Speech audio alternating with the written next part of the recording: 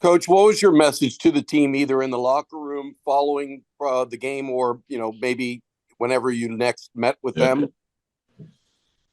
yeah. I think immediately after the game, it was we've got to be able to handle um, circumstantial things better than we did on Saturday. We always talk about controlling the controllables around here, and then didn't think we did a great job of that. Certainly, some things you can point to, on Saturday that were different, unique situations that we were in, and but you can't make excuses. And um, I thought our kids played hard. I think my statement after the game, us being a little bit flat, was true. I did think we played hard, but I thought you went back and watched the film too. I think we were playing a team that was playing to win, and we were kind of playing not to lose. And you can play hard, but if you don't execute, it's a wasted play. And really, after going back and evaluating the film in all three phases, it was a lack of execution that got us beat. And so, got to be better. We got to coach them better, and we've got to play better.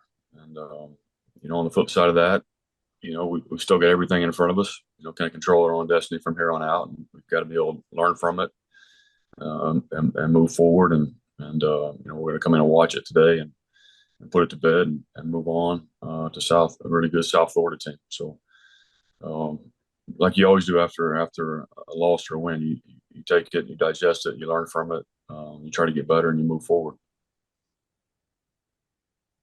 10 points, 260 yards. That was easily the poorest performance for the offense. Anything in particular you saw?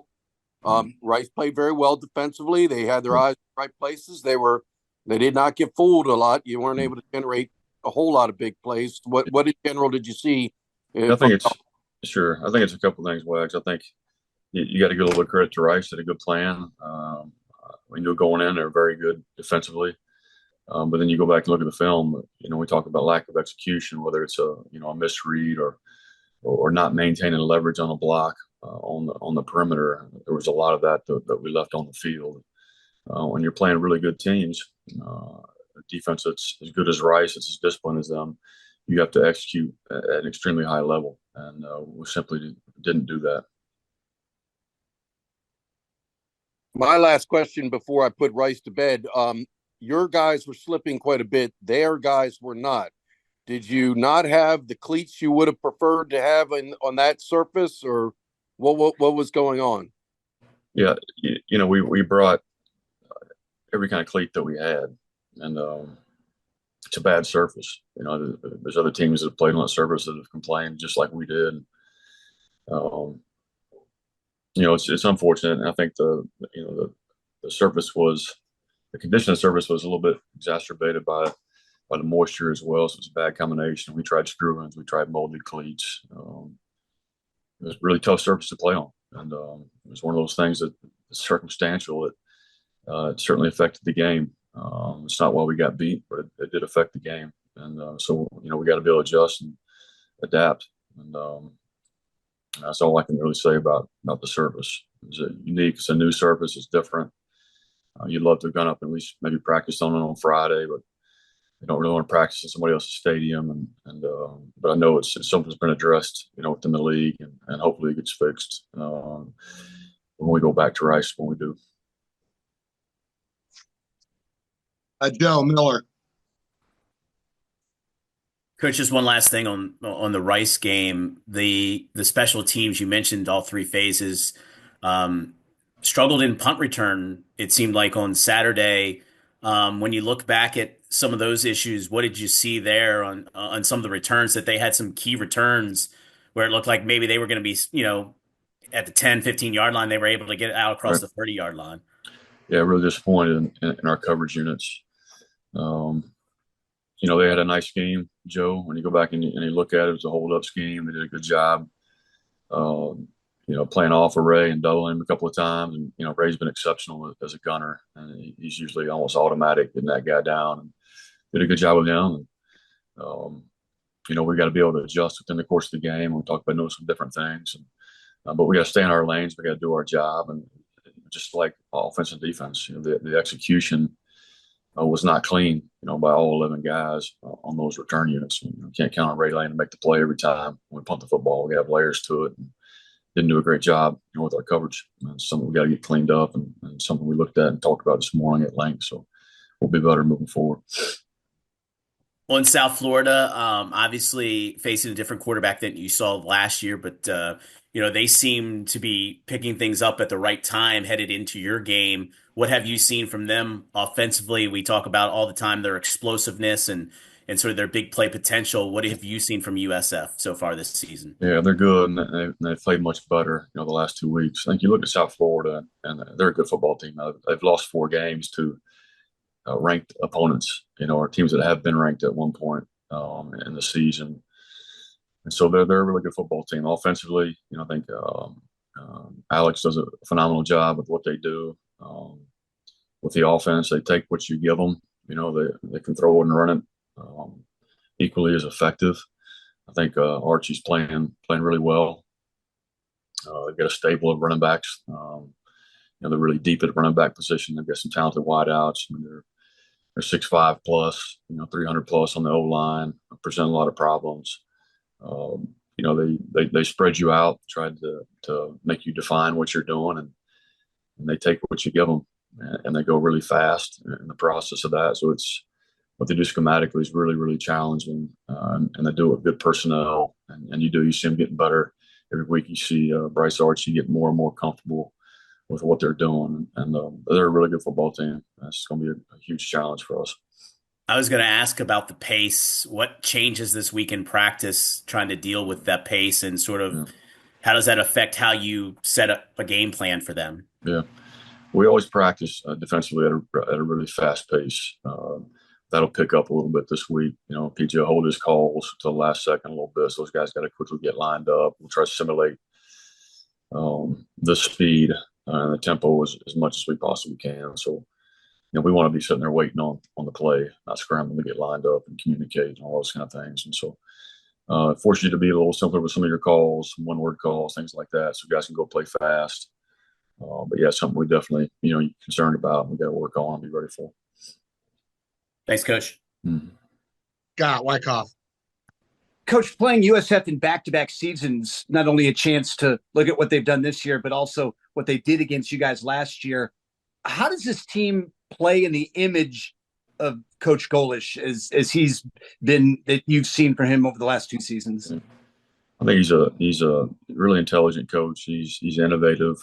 They're aggressive in the way that they play, and I think his team mirrors that. I think he's a really good football coach, and he knows exactly who his football team is, and they're doing exactly what they need to be doing to winning football games and having success. And I think it's like me. And he's getting more and more comfortable in that role. Probably knows his team a lot better, and they know him and know what his expectations are. And he said they've had one of the toughest schedules, in the country, and what you've seen is them just continue to get better and better, throughout the course of the season. So, like I keep saying, this is a huge challenge for us, going down there and playing them on the road, and I think we're they're peaking at the right time of the year for sure. What is the DNA of the makeup of some of your key players over the last couple of years, where they've, though struggled and hit some bumps in the road, the key players, most of them have not had more than a 2-game losing streak for you guys? Yeah. That's the kind of kids we have. They're resilient. They're gritty. I've been here for a good amount of time now. We've had some tough times, and I can never recall a time where these guys have even, given the slightest clue of quitting or giving up or not giving everything they got. They're fighters, and we'll come out today, and I think they'll respond the right way. Don't have any doubt about that. So I think that's a credit to the leadership that we have, our football team as well. But there's nothing laid down for right now. We still got a lot to play for. We had everything in front of us. We control our own destiny, and but we've got to respond. After a loss, better than we did the week before. I know that. Is it one of the cool things about coaching coming into a week like this, as you're preparing for a team like you are coming off a couple losses, seeing maybe who new comes out and you see something from someone that you hadn't seen this year and they kind of pick up the team? Yeah, I told the staff this morning. I'm excited about this week. I'm excited about the challenge of coming off of a loss and getting some things fixed and corrected, and seeing how much we can improve. We got to run into the coaching this week, and we got to find every way that we can get better and teach our players and put them in a position to be successful. And we say it around here all the time. Victory is produced and shared by all, and so is defeat. You know what I mean? So we got to play better. We got to coach better, and the only thing I know how to do is to go attack things and go 1-0 today on Monday. And get ready for these guys. We'll do the same thing Tuesday, Wednesday, and so on. And that's all these kids know how to do too. Thanks, Coach. Thanks, Scott. Thanks. So I watched that South Florida game, the Florida Atlantic South Florida game on, I guess it was Friday night. They had 3 guys rush for almost 100 yards. One guy was over 100. What are you seeing out of that rushing attack? And obviously that they're emphasizing running the ball, apparently. Yeah. Like I said, they do a really good job of taking what you give them, Wags. If you're going to give them a light box, they're going to hand the thing off. They got a big physical O-line. The running backs are big physical players. Kelly, Naquan, and Tyron. And they're all really good backs, all physical backs. And we're going to have to do a great job of fitting things in the run game and tackling. And that presents a challenge for sure. I believe there's a chance that Byron Brown could be back. Do you have to anticipate that could be the case? And what do you think? Talk about him last year. He's a very dynamic dual threat guy. Yeah. I think he hurt you last year a little bit. Yeah, I think you look at the stats when Byron's played. He's hurt people with his feet. I mean, he certainly hurt us with his feet last year. So yeah, you got to prepare for both, but you got to be ready when he's in there for him to pull the ball on some zone read type things and to put his foot in the ground and take off. When it's a passing play. But they're both athletic. They can both beat you with their feet, and so the preparation won't really be a whole lot different for either one of them. Oh, so I see Strauss's message. So basically, Archie has beaten out Brown. Brown was available against Florida Atlantic. That's what you're saying, Strauss? According to media reports, Brown could have played, but Archie's the starter right now. Yeah. Okay. All right. I think I don't know if Byron is 100% healthy. Based on what I heard Alex talk about in his press conference, I think they want to make sure he's 100% before they throw him in there. Understood. Different topic. I'm writing about. I'm going brain dead. Brandon Jones, and the job he does is head coach. What do you see that role as being? What do you want out of that individual in that position? Yeah, he's kind of my behind the scenes, eyes and ears, super detailed guy. Has done a great job with our players. Just as a liaison, to the yard and military side of things. Everything from making sure our guys are within standard with their haircuts, making sure they're shaved, making sure they're looking good. Academics, everything that you can think of that goes on with our players, outside of the Ricketts. He does an awesome job with that. And it's a great resource for our players. I haven't been a guy that played here and went to school here and went through some things while he was here. But he couldn't be more impressed with the job Brandon's done. Super detailed, takes the initiative, and our players have responded really well to him. So dating back to RB and that position, it's unique at Navy that's a Marine Corps guy, a uniformed guy. Do you think that's good? I think it's great. I think it's especially great to have a guy like that on your staff that went to school here, played football here, and knows what life is like here as an athlete, and then knows some people on the yard, and can relate to those people and be a liaison. But he's been really fantastic. Thank you, Coach. Joe. Yeah, we talked a little bit about South Florida's offense. How would you describe what they do on the defensive side of the football field? Yeah, they I've watched, Joe, to be totally honest with you, I've watched more of their offense.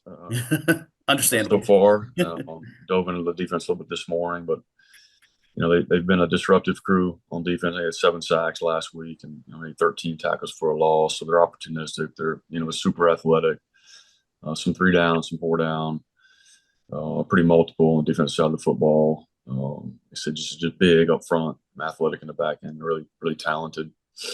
Did a good job against us last year. The one other thing from me is on the offensive side for you guys, third down all of a sudden has become an issue the last couple of weeks. What do you guys? Is it more about getting better production on first down and second down, or is it finding a better mix of stuff to do on third down? Yeah, I think it's been better in the early downs. You look at this past week, I think we were second 8 plus 12 times. Third and 8 plus another 5 or 6 times.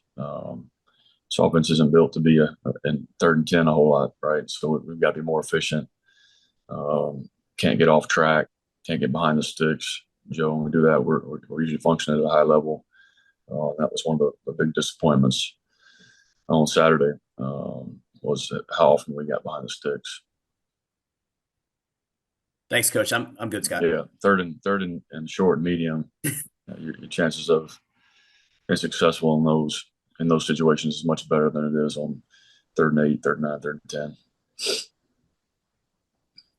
Yeah, I want to correct myself. I did read that a little wrong. I said Brown was back practicing, but they hadn't quite cleared him yet, or it was unknown if he'd be cleared. So I was not 100% correct on that. Scott Wyckoff.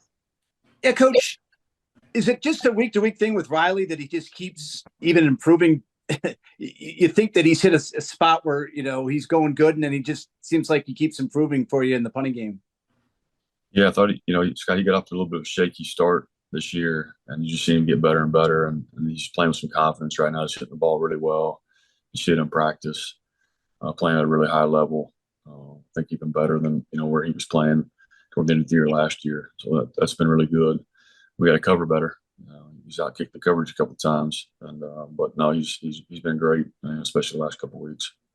When you talk about playing not to get beat, is that to the mantra of playing fast and aggressive and loose? Like you want the guys to be out there taking the play to them? Yeah. We talk about not playing with the fear of failure, or the fear of making mistakes. That's when they happen. That slows you down, and we need to play fast and free. We need to be aggressive. We need to swing the sword. And that's when we're at our best. And just didn't feel like we really did that on Saturday. When you were playing, when you would have a bit of a stumble as a player and you heard that from a coach, did that give you an idea that, what the heck? Yeah.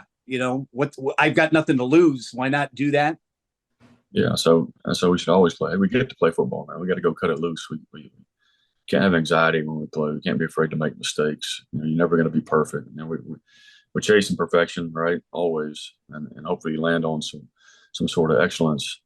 But we can't be hesitant. We got to go.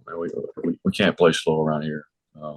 And part of that's on our staff too. We got to make sure that what we're doing, our kids can go out and play fast and execute and be confident in what they're doing. I think it's a combination of those things, but we have to do better. Thanks. Thanks, Scott. Anyone have anything else? Coach, did you see the exchange between Tom Herman and Alex Golish? And are you worried that Golish will give you the brush off as well? Yeah, I saw it. That doesn't surprise me, to be honest with you, after sitting in some of those conference meetings. But they're both good dudes. They're both passionate, both fiery, they're both competitors. And I'm sure they'll work it out.